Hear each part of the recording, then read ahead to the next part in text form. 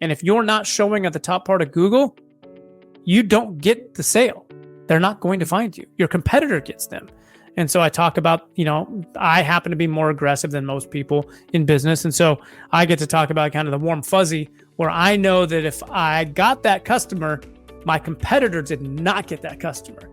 And even if I didn't make a lot of money on that order, it does make me feel good that my competitor did not get that customer.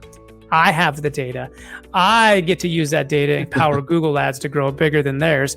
So I can't discount the warm fuzzy in my world. But punchline is most business owners have bad goals and we have to go reinvestigate that. So relook at your goals to understand what you're trying to accomplish and make sure where you're directing marketing dollars is actually taking you to where you want to go as a business. Welcome, everyone, to another exciting episode of the Ecommerce Traffic and Conversion Podcast. I'm DJ Sprague with my co-host, Scott Brandley. We have a great special guest today, Ryan Garrow from Logical Position. We're really excited to learn about PPC and the wonderful world of paid traffic. Ryan, it's nice to have you on the show. Great to be here. Thanks for thinking of me, Scott. Yeah, so we've done business together for a few years now, working with Logical Position. So we thought this would be a great opportunity to have you on. Let me introduce everybody to you in case they don't know who you are. So Ryan Garrow is the Director of Partnerships and Client Solutions at Logical Position, and he's been leading digital marketing efforts for e-commerce brands of all sizes for over 15 years. He currently has 5 companies, and last year he exited this CPG brand. He helps take from 0 to 7-figure traffic. And you're being kind when you say a few years. It's been like a decade, and so we're kind of saying we're old. Yeah, old timers.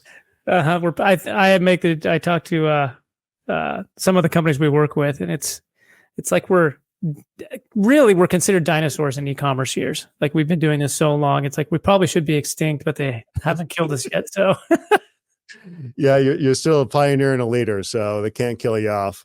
Can't kill me off yet. I have a few good ideas still, so they keep absolutely me pumped up. Every day, you bring value to the market every day. So, Ryan, tell us what your path was to the world of pay-per-click.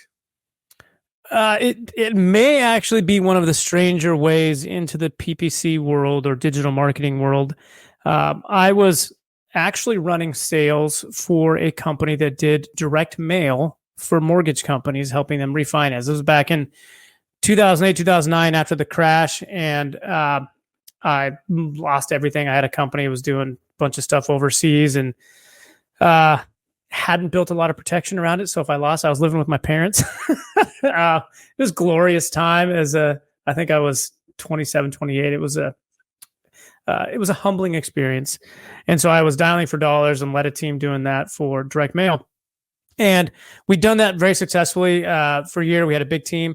And in the same office, the owner of the business had started a digital marketing side of the business where he basically outsourced it, but he thought, hey, I can sell some stuff. So he had a couple sales guys and he's like, Garrow, you gotta manage them because I don't want to.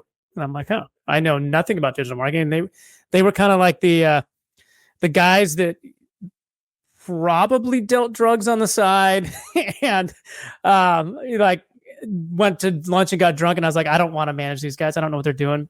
Anyway, fast forward a few months, I just felt like, man, there's a shift coming, and I don't see a future in direct mail for mortgage refinances. What we're doing has got some headwinds. I just don't see it happen. Where rates go up, we're in trouble. And so I went to the sales org that I was managing and said, guys and girls, I think there's a change coming, and I don't know what it's going to look like, but I think we should all take the weekend and think about it, pray about it, do whatever you do, and we'll come back Monday. And if we're all on the same page, we'll do that. 100% of the team, and getting a sales org all aligned on the same actual decision it never happens. So something was in place that caused this, but we all decided, we have to sell digital ads. Like we are not going to keep selling, paper mailers and have that be our path to success. So great. Killed off the digital mail sales team, left that business, started up paid search, ended up figuring out how to do it, hiring some very smart people, much smarter than me. I got very lucky on some of the hiring, but it was basically seeing the end of mail and saying, hey, what do we do now? And we started selling paid search, and I've learned it and been loving it ever since. Wow. That's a great story. I actually never knew that story. So it's a great origin story. I keep that kind of down low so people don't think I'm kind of a sleazy, male salesperson. But in my core, that's who I am. That's what it is. Love it. Thanks for sharing that. Get a little more insight into really how you got into this industry, because I always wondered, what the real origin was. So tell us what keeps you passionate about PPC after all these years? Why are you still fully engaged in PPC with all the other opportunities you could be pursuing? I've always thought Google Ads and digital marketing was the great equalizer in marketing for small brands against big brands. I've always been an entrepreneur. I've loved, helping the David against Goliath type thing. And, we do work with Goliath and we work with Davids. It's not as important in that regard, but I've always just loved the opportunity that you could start any business competing with anybody, and you could immediately have an ad next to the big incumbent competitor in your industry. And I just love that. I love growing businesses. And so, I think it's been evolving over time, and I think it's, now we have other channels, and so it's more of digital, not just PPC, but there's, Meta, there's TikTok, Pinterest, Amazon, anything you can pay for a click and expect a return. That's really what I've evolved my thoughts of PPC, pay per click. You're paying per click or paying per review to grow your business at the end of the day. And I love the fact that if you've got a credit card and a website, you can start advertising and using these channels to grow a business. Yeah, that direct attribution and being able to measure the ROI and the investment, putting together the strategy across multiple platforms, and really ultimately being in control of your traffic, provided you have the right campaign and strategy and budget. You can get as much traffic as you want. Mm-hmm. You can. And yeah, you think about it, like 60 years ago, if you wanted to start a vacuum company and you got a vacuum, you what were you going to do? You had to find an investor to get some ads, go door to door. You'd have to find a sales team and afford that. Now it's like, hey, I've got a supplier that can drop ship from China. I can go get a website to sell it. I can create a brand persona on social media, and I can get out there and start driving traffic. It's an exciting time, I think, to be an entrepreneur. I read a book recently. It talked about traffic being a commodity, and I'd never thought about it before like that. But because of all the technology we have today, you can buy as much traffic as you can handle. The challenge is the offer, not necessarily the traffic. Well, and the right type of traffic. And so, yeah, anybody can go on a display network and put a bid of 2 pennies on traffic, and you're going to get some traffic very cheap, but it's not going to be high quality traffic. You're going to get some traffic from different countries where it's less expensive. You might not be able to ship there or do that. So yes, it's easy to get traffic. It's understanding the right traffic and then getting them to the right part of the page to convert and do what it's supposed to, let the site do what it's supposed to do with the right traffic. So what's your strategy as far as getting the right type of traffic? It's really understanding the business. I think too often you'll get people in the industry that are hyper focused on their, what they know. And hey, we're really good at performance max campaigns in Google or text ads or meta ads, and we're going to go drive that traffic. Well, that can be great for certain companies, but you need to know where the company's at and where they're trying to get to, and then work backwards and say, okay, if you're trying to get here in 5 years, what type of traffic do you need at which stage, and what's the lifetime value of customers? What's your margins? There's so many pieces of information that go into creating a strategy to drive traffic that it's oversimplified across most agencies and most influencers I talk to or see. And so I think it's most people need to take a step back and do some real deep analysis on what they want. And if you don't know what you want out of your business, why are you driving traffic? Like, you've got to have a purpose behind that. And you have to know that Google traffic is going to be different than Facebook traffic, which is going to be different than Meta or TikTok traffic, which is going to be different than, organic traffic on Google. So understanding the business, I think, has been pretty key.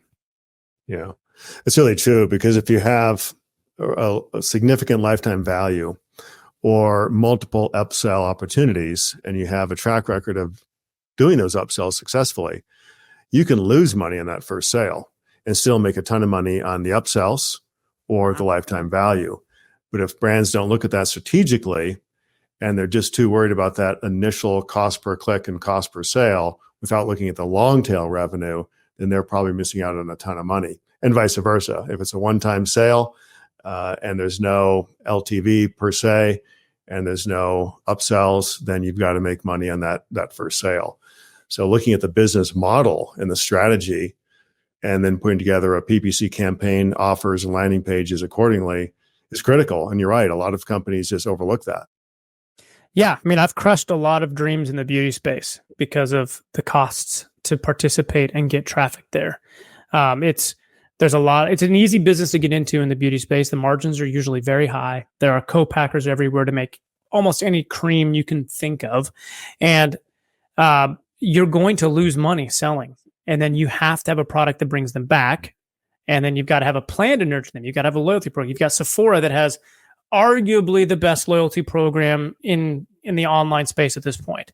I think I would have, 10 years ago, it would have been Starbucks. Sephora has a phenomenal program that in the beauty space you just can't compete with. And so you're going to lose money buying customers, or you need an influence. You need Kim Kardashian on your side. And even with that, you're probably still going to invest heavily at a loss to get new people to test the brand and then bring them back in through a quality product, through a good loyalty program and a good email program. Yeah.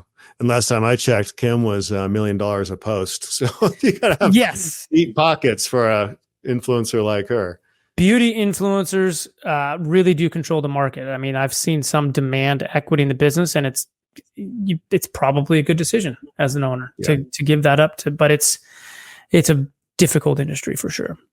Yeah. Super, super competitive. But like I say, great margins, $1 trillion market plus, but super competitive. And like I say, if you don't have that loyalty program, resell, upsell, continuity, the one-time sale isn't going to get it done.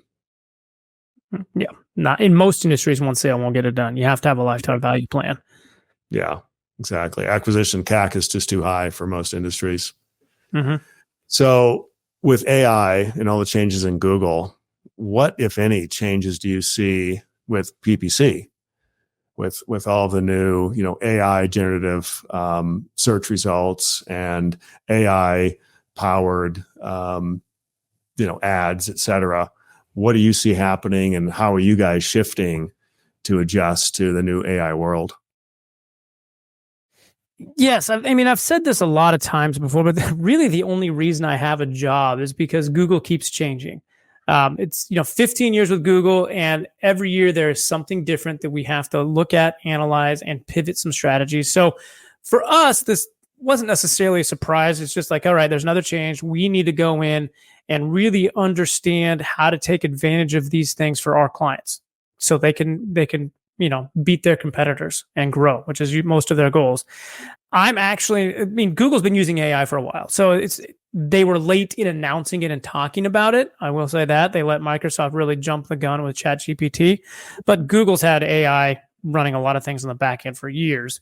And so what I'm not liking on this, as with my core being an entrepreneur and starting businesses, this AI change with Google is really a big step forward for large advertisers with the budgets and the data. I think data is going to be the new valuation of it. The more data you have, the more customer data you have, the easier it's going to be to continue to grow, and the more valuable you're going to be as a company. When you're starting off, you don't have any data. You have no customers. Google has nothing on you to leverage this AI to go find you more customers that look like your existing customers. It's just not there. They don't have a pixel already in place on a small advertiser to say, how do we keep getting more conversions and let the AI do what it's supposed to do? If you're already spending six figures, that pixel is humming along and doing a lot of really great things. So it's a step forward for big brands and big spends, and it's, I believe, a step backwards for small businesses. And it does kind of break my heart that it's, we're there, or we're soon coming up to a time where you won't be able to start a business on Google with that traffic. Unless there's no competition, you're creating a new category. And even then it's going to be difficult because nobody knows what to search for. So it's kind of sad, but I understand why it's there and what Google's been doing, and they have to be taking these steps. So what's your recommendation to the small entrepreneur or the startup? How do they compete? What would you tell if I'm a smaller e-commerce store? What would you tell me right now? You'd better get more aggressive, because you can't stay small and comfortable where you're at. It is, with all of the AI making decisions for you, the rich are going to get richer. The bigger companies are going to get bigger, and it's going to become easier and easier to get bigger. It's very easy for an algorithm to create a monopoly because you're giving it a lot of data to accomplish its goals. And that's all that algorithm wants to do, is say, you give me these inputs and tell me to do this, I'm going to go do it. And small businesses usually don't have a lot of cash, and so they can't go in and jumpstart a pixel or an algorithm within Google or Meta to say, hey, here's all this data, keep going, I'm going to buy traffic to make this thing understand what I'm trying to accomplish and get it to go. And they usually set really bad goals and try to shoot for a 10x return on ad spend, because that sounds like a good idea. I'm going to spend $1 and get 10 so that I have a lot of profit and grow my business, bootstrapped and make money as I go. So small businesses have to think like big brands. And you've got to understand how they're thinking and what they're trying to do to keep you from jumping into the market, and play the game that they're playing. You're not going to change Google's rules or Google's game. You want to, you're in that avenue. It's Google's world. You understand that. The quicker you understand that, the better off you're going to be, and understand, hey, Google's going to make money. If you're going to try to fight that and say, forget you, Google, I want to make the money, not you, you're going to fight a losing battle. Google has very smart people that have been doing this for a very long time, longer than you've been, probably starting this new business, and understand that you're getting traffic, and Google's a vessel for that. And it's a customer acquisition tool, not a profit channel. So that would be my advice to anybody starting. And marketing online is not a profit channel for most brands. Get beyond that. Figure out how you're going to make money with repeat purchases and creating a good product and building a community of people that are passionate about your brand. The back end, not the front end.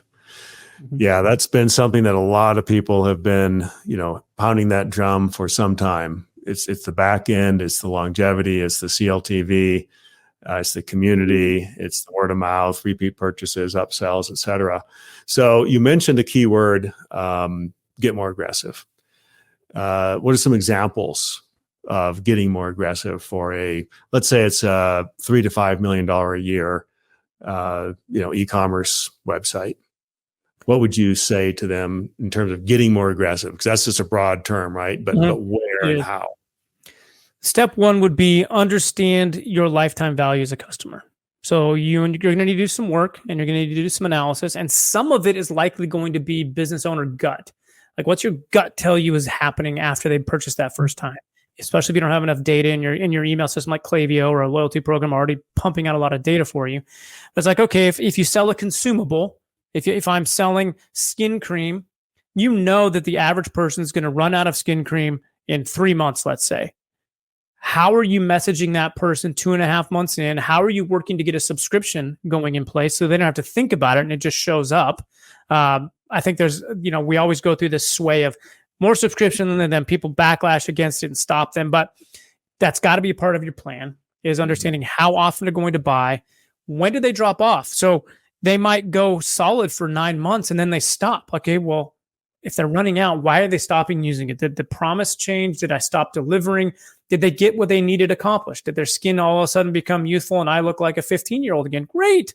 Awesome. Don't need to use it again. Oh, they took 3 months off. Let's nurture them, get them to come back with a coupon. But just understand that. And then you can work backwards and say, okay, I know that this person on average, we're going to get 50% of our first-time buyers to buy 3 more times over the next year. Great. We now have a math problem that we're solving. There's no emotion in it. It's a math problem. And now I can say, I'm okay not making money on the first order. If I've got let's say 50% margin product, a 2x ROAS is break even. Great. If I get a 2x all day long, I will buy customers, because it's a customer acquisition tool, not a profit channel on Google. I'm going to buy customers at a break even, knowing that, hey, I'm moving product And the more product I sell, generally speaking, I can get more aggressive with my suppliers and say, hey, my volume's going up. I want to let it better cost. And now maybe my margin goes to 60%. And so maybe 1.8 is break even now. There's a lot of opportunity there to scale and play with those numbers as you get bigger and bigger and your costs go down. But breaking even, no problem, because I've got 50% of these people that are going to come back and buy, and email will always be more profitable than Google. Well, I haven't seen it happen yet where it's been reversed. There are some instances of brand terms on some, very powerful brands. They might get a 50 or 60x on their brand terms, but those brands are usually large and they're actually losing money most of the time on the first order because they know the power of their brand. They're going to come back and buy. Their email system is millions of people that just prints a disgusting amount of revenue and profit every month for the brand that they reinvest in customer acquisition. Mm-hmm. Yeah, great. Love that example. And my last question, I know Scott's got a burning question, but you mentioned earlier about data, and I agree about data. I know you also work with Amazon PPC. With Amazon, you don't get data. So what would you tell a brand regarding building your own direct-to-consumer brand through your own website versus going Amazon where you're not going to get data? How does that square in your mind? And how do you balance those two? And when do you say, yeah, Amazon makes sense, Amazon doesn't make sense, do a little bit of both, go all in on one? What does that look like in your mind? If you have a trademark and you are a brand or a manufacturer, you own the products or what's coming out that the customer is buying, your brand is on that product, I think you're an idiot if you don't sell on Amazon. Yes, you don't get the customer data. You get a lot of data around purchases and subscriptions and all this stuff here. 50% of sales online are Amazon. You can't ignore that volume of sales. And by having a brand store on Amazon, there is trust built in that people are much more likely to try a new brand on Amazon because they know that if you don't like it, Amazon's going to take it back and give you your money back. Amazon's done a great job of building that ecosystem. And so like Google, it's Amazon's world. You're going to give up margin. You're going to give up the customer because it's Amazon's customer, not yours. And so I look at Amazon, I launched a brand on Amazon and took it from 0 to 7 figures. And that was a great learning experience. And I love what Amazon can do for a brand. But don't look at Amazon as a marketplace or as a partner in growth necessarily. I view them as a retailer. Amazon does not care once they buy your product if they ever buy your product again. Amazon's going to nurture that customer as an Amazon customer, as they should. It's their customers, their platform. They did the work. They invested the money. They built the platform. So like if you're selling in Nordstrom, you don't go to Nordstrom and say, hey, well, they bought my product. I want that customer information. I want to nurture them. Nordstrom's like, no, we built the brick and mortar stores. We drove this traffic. That's our customer. If your product's good, they're going to buy it again. So look at Amazon a little bit differently than a lot of companies do, and be there, but also understand that you should be on Google. You should have your own website.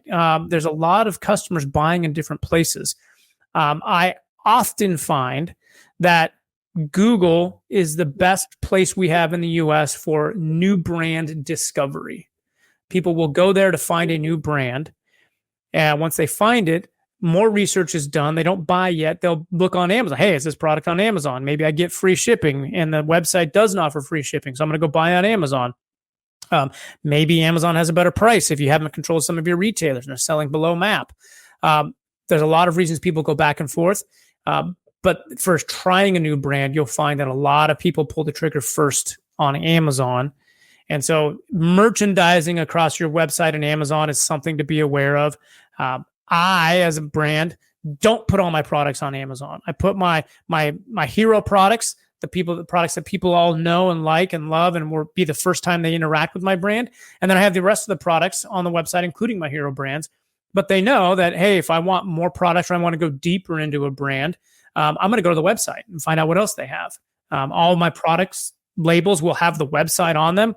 I don't advocate for shipping your own stuff and having coupons and stuff inside your product to try to get them to come to the website. That violates Amazon's terms and conditions, and they will likely catch you. People are going to buy on Amazon. Just accept it and leverage that to grow your brand.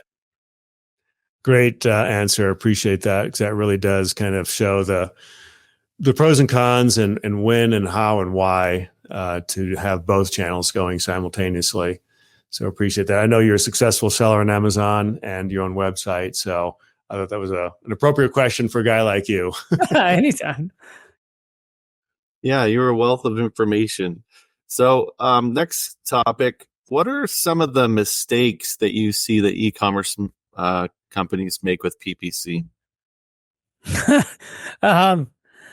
There's a lot, but like one of the first one come to mind is focusing on stupid metrics. I mean, I really thought, in 2024, I'd be done telling business owners to stop paying attention to bounce rates. Like, I still my bounce rate's high. Okay, well, did you send them to a page that had the information they were looking for? Well, yeah, okay. They got the information, then they left. What's wrong with that? Like, it accomplished what it was supposed to do. Bounce rates don't matter. It can be a metric that helps you understand what's going on the website, but don't focus on stupid metrics in silos. They all work together to explain what's going on a site. And just like you can't take your conversion rate to the bank, nobody cares. They care about what's happening on that site. I can get you a 50% conversion rate on a site. You just cut it off all the traffic of people that might not know what they're going to buy yet. And you're like, hey, I'm going to spend money on one brand keyword and you're going to get a great conversion rate. Congratulations. Banks don't care. So don't look at individual metrics and think that that's the end all be all metric for you to grow your brand. And I think there's not been enough time for most business owners to understand the types of traffic they're driving in a channel. And so, like, on Meta, or the Meta platforms, Instagram and Facebook, WeChat, people are not actively searching there for a product. Maybe Facebook Marketplace aside, I am not going to Meta saying, hey, I need to buy a piece of gym equipment. I was looking for one in the marketplace, and now Meta is all excited about gym equipment in my feed. But that traffic doesn't have intent yet. That is, I'm there to connect with family, friends, or just be entertained on most social channels. I'm going to make a conversion outside of that platform at some other time. It's there. You're generating interest. So you're further up the intent funnel. Whereas if I go onto Google and I look for, a weight bench or some type of dumbbell, I have intent to find out more information about that product and likely make a purchase. And Google's got a lot of data around this. And so if you start seeing shopping ads on a search, generally speaking, Google knows that there's intent to purchase one of those products. And so I think understanding where you're supposed to be, and for most brands, move up the funnel. Start at the bottom, capture that traffic where the demand exists, and then move to the next layer where you're creating some demand or you're getting interest. Because if you don't have the bottom of the funnel covered yet, you're going to have a really leaky bucket. Like, you're going to invest a bunch in Meta, for example. Great. I saw your ad. I clicked, I interacted with the ad. I'm interested, but I keep scrolling and I go through it because, my sister posted some cat video and I'm laughing at that. And that's more important than me going and purchasing whatever you had in front of me. Later in the day, tomorrow, I'm going to go search Google for that product because maybe I don't remember your brand name. I'm like, oh, I was looking for XYZ. And then I see all the ads on Google. If you're not there, you've got no shot at getting that business. It's not going to happen. And so build from the bottom up for most brands. There's going to be exceptions all over the place, but understand which traffic is appropriate for where you are in business. Let's see, you asked for 3. So I'd say the third one would be, this comes up a lot. I get this question a lot. Don't assume that because you see a competitor's website and you've seen their ad, you know anything about what they're doing. You don't. You can't compare yourself to a competitor saying, oh, their conversion rate must be 2%. Like, you don't know that. They may have been on a podcast or been up on stage at some event and said, oh, we get this crazy conversion rate.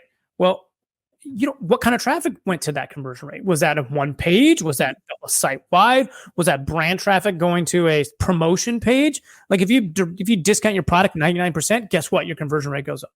So don't compare yourself. You have to understand what your business is trying to accomplish, what your margins are, and get better for your business. Like, I have a good friend in the conversion rate space, and he says the best conversion rate is one that's improving. Like you might be at 1% and you might be the best in you have no idea because nobody's going to tell you truthfully as your competitor what the conversion rate is.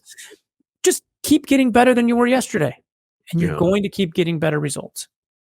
Well, not only that, but how they're measuring the conversion rate, right? Is it uniques? Is it a 30-day period, a 60-day period?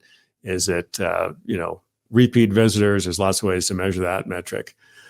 Great answer. One of the things that's great talking to you, Ryan, is there's so many people in PPC, but they've never owned their own store.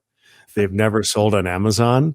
They've never actually done it for a living in terms of really building a brand themselves versus building somebody else's brand. So love your insights. They're just so appropriate. So kind of a spin on Scott's question, what would be the 3 critical questions that an e-commerce brand should ask their existing or potential PPC agency?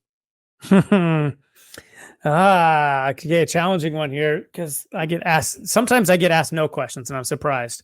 So I always like being challenged. And I think if somebody's going to, run your digital marketing, they are an investor of your money. You're expecting some type of return. Maybe it's break even, maybe it's who knows, but they're managing your money. And I'm not going to go hire a financial advisor without, understanding who they are, what they do, and what their strategies are, and ask some difficult questions. So I think you should do the same thing for an agency. I would want to know, have they ever owned their own e-com business? Like, I have. I've put my money where my mouth is. If they are the best in the world at driving traffic and growing e-com businesses, one would think they have put the money where their mouth is. And they've done it and proven it that with their own money. If they don't have faith in what they're doing, they're not going to spend their money where their mouth is. They're not going to start their own e-com brand. So ask that question. Find out why they haven't. I have a wife that is very risk averse because I enjoy risk. It's fun. I like taking shots. But I balance that. My wife doesn't let me go start 20 businesses, even though I want to.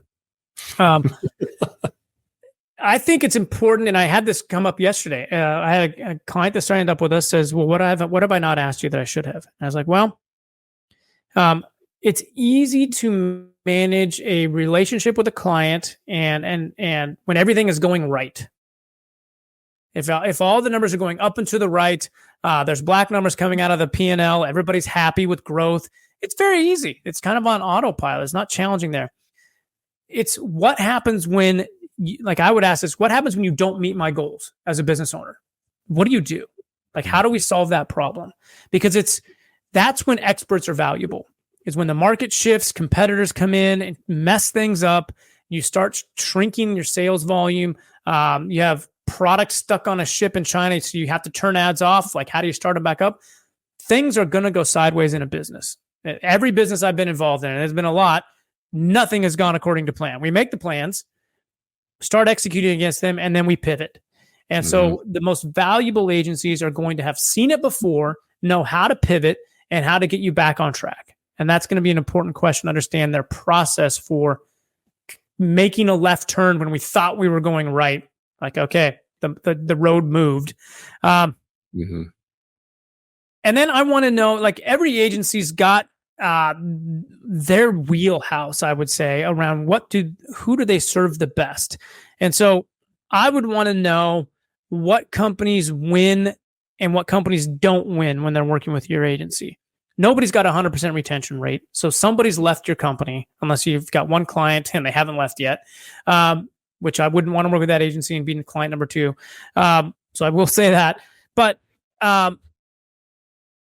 understanding that, hey, this type of company does really, really well, and the person talking to you should have that data in the back of their mind. It shouldn't have to be like, well, let me pull up a case study and go find that on my web. No, it should be like, oh, we have this company that did this and it worked really well. This company did this and it did really bad. And here's why, and here's what you need to do to succeed with our company. Wow, that's some really astute answers. I love the question, what happens when things go wrong? Because it's going to, right? Things are going to go wrong. Like you said, every business has issues, challenges, changes in the economy, changes in the competitive posturing, changes in supply lines, you name it, changes in competitive keywords. So how do you shift? How do you pivot? And how do you do that with a deep well of wisdom and experience that honestly somebody like yourself can bring to the table? And I'm not knocking it, but a 20-something who's never done it and never had an e-commerce store and never dealt with that issue really doesn't know what to do. And so I think that's one of the great things that you bring to the table, and obviously help Logical Position with, is that deep wisdom. Been there, done that. Here's how we did it. Here's the kind of industries that we typically have better success with. Here's ones we don't even want to talk to because we really can't help. That's really astute. So thanks for sharing that. That was a fabulous response. Yeah. So I have a question. If somebody decides they want to go into the PPC world and spend some money, how does a business know how to allocate a PPC budget? How much should they spend and why? The real answer is stop sticking to a budget. Like if you're going to collect revenue from the conversion on the website before you pay the credit card for the click. So it shouldn't be a cash issue. And there's exceptions to this, but generally speaking, you don't have a budget. If you're making profit on ads, you keep spending money. It's like a supply demand curve where you've got diminishing returns the more aggressive you get. And so the more aggressive you are versus your competitors for acquiring customers. If your average competitor, for example, is spending $5,000 a month, and you wouldn't know this, but let's hypothetically say that if you were spending $10,000 a month and making, getting more customers than they are, you're operating at twice the efficiency. So you're getting twice the customer volume that they are at 10,000 a month versus 5,000. Your growth velocity is going to dramatically outpace them because you're doubling the size of your email database much quicker than they are. And that lifetime value is going to start pouring through the website, and the profit coming from future orders is going to be much greater. And so don't necessarily think about it from a budget standpoint. But I do know that people need guardrails and places to start. And so I will give some numbers. So I would say if you're going to jump into e-commerce and you're going to do it with less than $1,000 of spend, don't pay an agency to manage that, generally speaking. And I would say there may actually be better places to spend $1,000 a month than on the Google platform to drive traffic, or Microsoft platform. Depending on where you're at in the business and what type of business it is, there may not be enough demand you can capture at the right rate with $1,000 a month. You might not get the pixel going. If your click costs are averaging $5 or $6, you're not going to get there very quickly, and it could be a long time at $1,000 a month, and you might not get that algorithm, that AI that Google's built on Performance Max campaigns off the ground. And so I would say if you're not comfortable spending $2,500 in e-commerce to drive traffic from Google, think about a different method of driving traffic potentially. There might be it's a time money conversation. If you have more time than money, you're going to do a lot of the grunt work yourself. If your business is already going and you've got more money than time, you're going to hire experts and you're going to scale it through their expertise and their ability to manipulate the platforms to grow your business for you. What is the role in your mind of showing review stars, seller ratings in a PPC ad?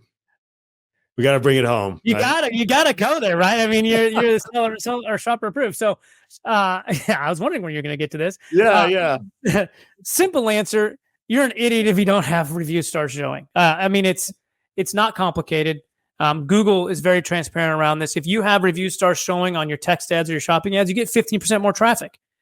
So if that search term works for you, do you just want 15% more of that traffic? I mean, of course you do. I mean, it's and 15% more, it may not, take you to the moon, but if there's a 1,000 searches and you're getting 100 of them, just putting review stars on that, doing nothing different. You're just allowing Shopper Approved to show review stars for you. You go from 100 to 115 clicks on that with nothing else changing. And it's likely, it's not always the case, but most of the time, it improves your quality score, which lowers your CPCs, which allows your budget to go further. So that's one reason we've partnered so closely with Shopper Approved for so many years, because I get to tell my clients, like, you have to do this. It's not an option. Like, our success is based on you getting reviews and showing those stars. Not good enough for Agreed. ADJ. Of course we agree, right? How can we not agree with that? So you've managed obviously thousands and thousands of campaigns. You guys are a huge PPC agency.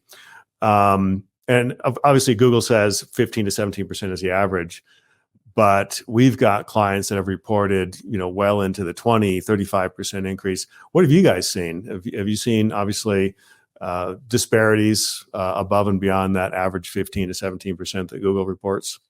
I mean, our book of business is so large that we see everything. And so if your competitors all have review stars and you don't, you're being hurt by not having them. So if you put them on, you're probably seeing closer to that 15% lift. If nobody else has review stars and you put it on, that's when you're probably going to see closer to that 25, 30% increase, And, to get that actual number, you're going to need a very clear, this date they started, this what happened with nothing else changing. So you have to have real good tests in place to actually get the lift, but it's going to happen. So whether it's 15% or 25%, it's not materially important because you can't control that piece of what happens once you get the stars, but it's going to happen. You're going to get a lift, and you should want more traffic when you know that search makes sense for you. Yeah. Coincidentally, and this is a related question, but have you seen an increase in conversion rate when people have the seller ratings in their Google search ads?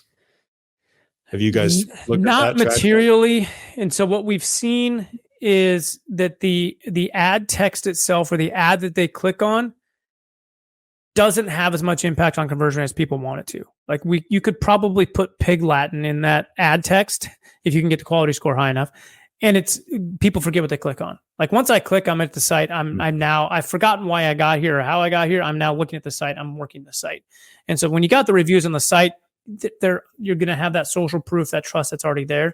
So I personally, and this is not based on data, I believe that the review stars are there just for the traffic. I don't think on the front part, they're going to impact conversion rate, but I haven't done that study. So if you have, you can tell me. Fair enough. Yeah. I mean, we look at it as what we call persuasion. Right? Oh, yes. So when people are persuaded because they see positive reviews, they see positive reputation, they see top search results, you look like a more credible, authoritative, expert brand because you're coming up the top of search, both organically and paid, and they're seeing the review stars, then they automatically have a higher prestige around that brand, more trust. So they kind of go into it subconsciously with more trust. And therefore, it's up to you to screw it up once they get there because they're already coming in with a greater degree of credibility around your brand. All right, I'm taking a note. We're going to have to do a new test. Yeah, new test. Awesome. So what about holidays? How does the PPC work around holidays, and what should businesses do to prepare for that? Well, as you head into holiday periods, and there's a few big ones throughout the year, depending on what your product you sell, conversion rates increase. So people they're intending to purchase. And so, for most holidays throughout the year, I'm thinking like Valentine's, Mother's Day, Father's Day is coming up this Sunday. You've got about a 2-week window where you have elevated conversion rates. And so, as it gets closer to last shipping day, like right now it's Wednesday before Father's Day, you can probably still get something shipped and have it show up for Father's Day. So conversion rates will be high. Saturday, probably not conversion rates online. You've got to get people in store, buy online, pick up in store, like a Best Buy ad or something like that. But when you're going into the large holiday period at the end of the year, Q4, you need to make plans far in advance. Like we have our holiday plan for our holiday partner event for all of our clients and partners. They come into our headquarters in August. I believe you guys are going to be there, or somebody from your company is going to be there talking to our clients, helping prepare them. But you're going to make a plan. Most brands should have it done by August. And then you've got it set. You've got the plan you're going for, and then it's going to change. You're going to revisit that in September, October, November, and December. And you're going to pivot your plan based on what the data is telling you. We thought, collectively with our clients, search volume was going to be here, and we were going to get this much revenue because conversion rates last year were here. Here's where they peaked. It's not going to work that way. I can almost guarantee you the plan that comes out in August is not going to be the one that gets executed in November, December during that time period.